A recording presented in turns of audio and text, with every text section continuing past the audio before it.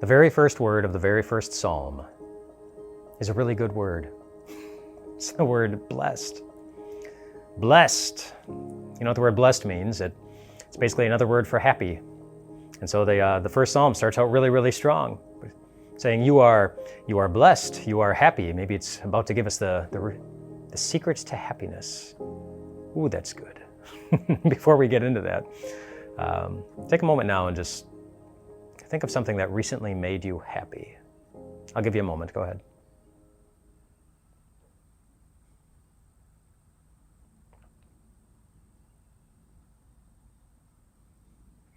I hope you're able to think of something,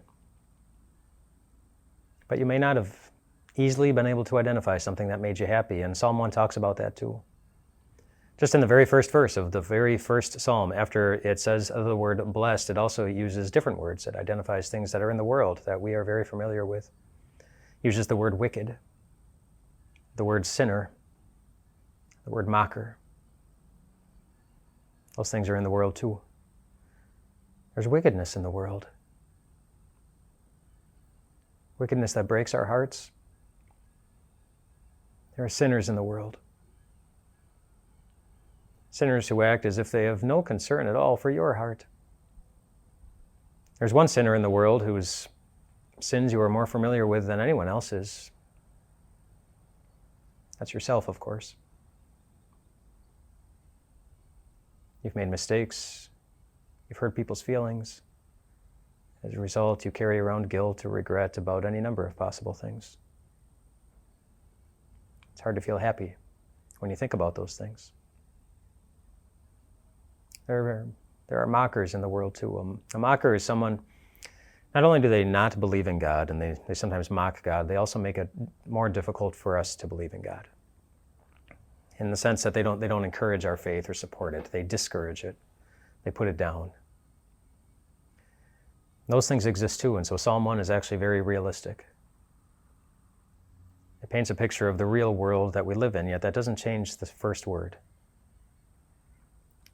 It doesn't say, blessed are those, living in this world who are full of wickedness and sin and mockers, and then change its mind and say, oh, I was just kidding. That first word is there for a reason. It's because God knew you would need to hear it. A reminder that you are blessed, not because life will always go so smoothly for you, and not because you will always act just the right way that will make you and everybody else around you feel really, really good. Not because you'll always have an easy time believing God's promises.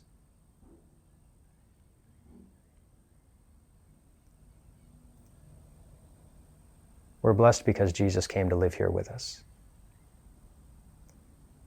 Jesus also knows what it's like to live in this world, full of mockers and sinners and wickedness. He felt their spit. Their nails pierced his skin. Their sins, along with mine and yours, put a weight on his heart that you and I will never be able to imagine.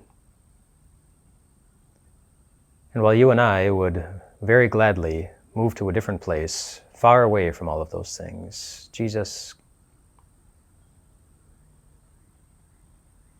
well, this is where he came by choice. He chose to live here with us, to give us a friend who knows how you feel,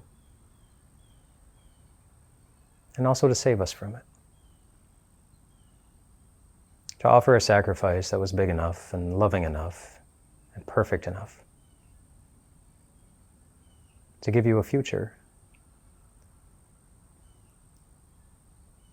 where there is no more wickedness that breaks our hearts. In fact, it's a place where every tear is wiped away. A future where there is no sin around or inside of us. In fact, we will get to live in perfection. In a place where there's no one mocking God, but we're all together praising him for doing everything that was necessary already to make sure that was going to happen. And because it is going to happen, That's part of your life too. And while you haven't yet seen it with your eyes or felt it with your heart, it doesn't change the fact that you are blessed. You are blessed by Jesus. Rest well tonight, my friends.